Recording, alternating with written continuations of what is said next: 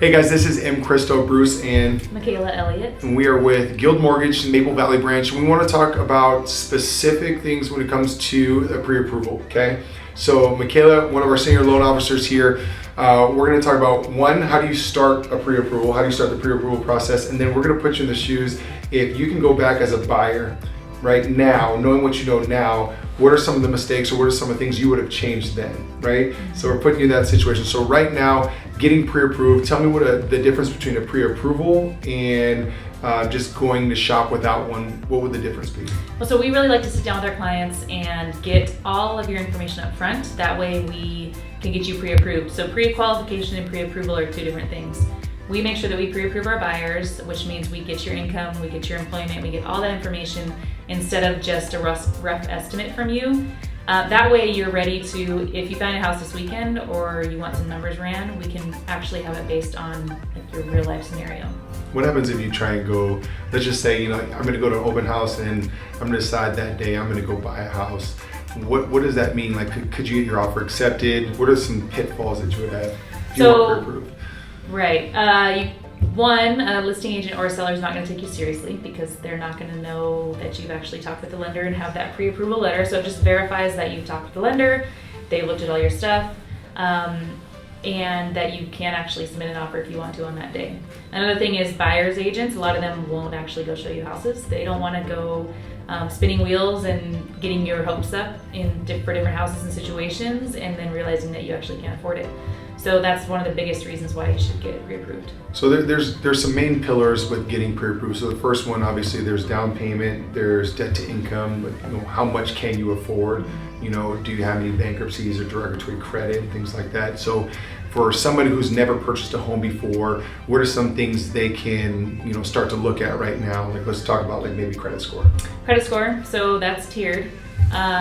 We based kind of what our job is to do is put you into the loan program that's going to fit best with your credit as it comes back. So we look at the credit score, your report, and see all the difference. If there is a bankruptcy, foreclosure, those are accounted for differently on different loan programs.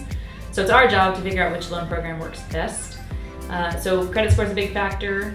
Like you said, debt to income. So a lot of the time when we meet with clients, what they qualify for and what they actually want their monthly payment to be are going to be two totally different things. Yep. So we want to look at, okay, your max is here, but we know you probably want to be around this area. So going over the numbers of what that monthly payment looks like.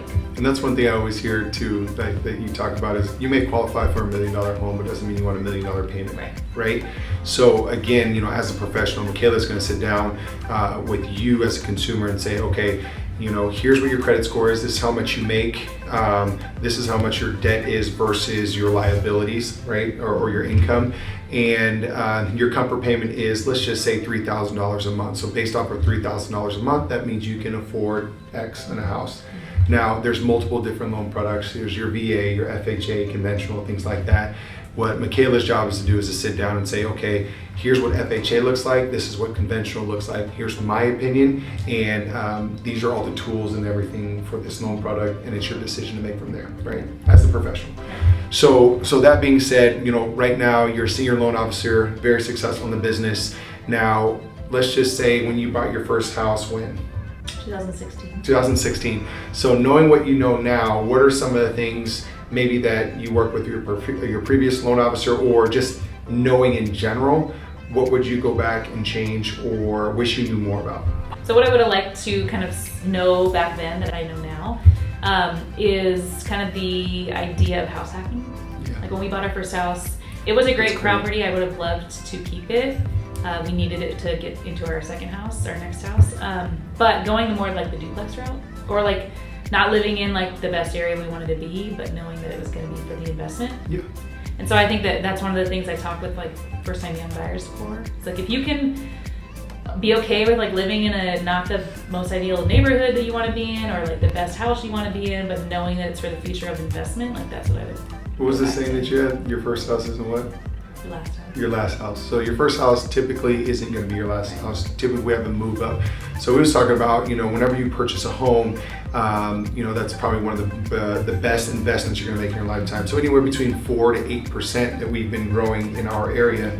So when you're living in that home, you want to make the down payment on your next house a lot of it is going to come from that move up, right?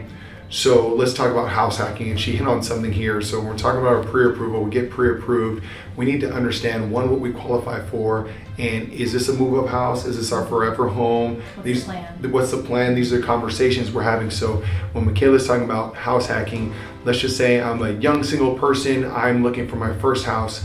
Well, as a primary home, you can put as little as 3% down, right? So if I go find a duplex, meaning a 2-unit property, I can spend 3%, stay in one side, and then I can rent the other side out. So not only am I a homeowner, but I'm also an investor or a landlord as well, right? So I can have income producing as well as having my first time home purchase. So that's a huge win, but that's something that you need to start talking about now and understanding how to set yourself up in the future. So going back, we understood on what you would have changed previously, but were there any mistakes along the way that you would have changed as far as that you didn't know? So let's just say that you were in a different loan product, or you wish you would have went conventional versus FHA. Was there anything specifically that you could think of now that you would have changed? No, I mean, I think that, so our first loan was an FHA loan, and so we had mortgage insurance, but luckily we got in a market where it was appreciating, and so we were able to get into a conventional loan, I think in like a year, and get rid of our mortgage insurance as well. And then the other thing too, which I think a lot of people do, is like kick themselves for not doing it sooner. Like, we got married in 2016, so that was like, we got married, bought a house, but we spent, I think total out of pocket for the first purchase was $13,000. Wow. 5 years later, we took that and put it on the next house, and I think we got out of our sale like $190,000 to put onto the next house. And now with the appreciation in that house, we have multiple thousands, hundreds of thousands of dollars from our initial $13,000 purchase. So if we would have got in even a year earlier, it would have been more. So that's what I try to tell my first time buyers too, is like, it's a kind of stressful thing buying a house, but I think 9 out of 10 times people kick themselves for not doing it sooner. Yeah.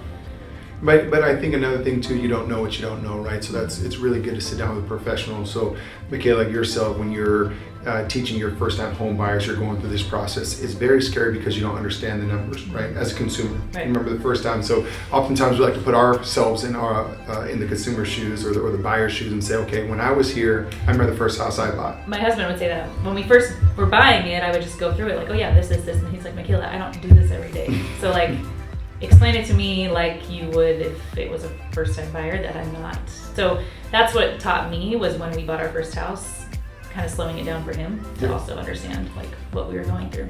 So let's talk about, as we're wrapping up this segment right here, so what are some things that people need to have to get pre-approved? So let's start talking about, you need to be working for 2 years, right? So 2 years on the job. Can come from school history. So if you're at UW, WSU, one of those schools, going to school, say for engineering, now you've got a salary and offer letter from Boeing. We can use your degree and your years in school to go towards that 2 years. Your transcripts and we'll go straight towards it. So like she was saying, so if I was going to be going into dentistry or anything like that, and I was fresh out of school and I got a salary position, I don't have to wait that 2 years. Right. So that's great. So we need employment. We need obviously our income, whether it's salary, hourly, or commission. What else? Credit.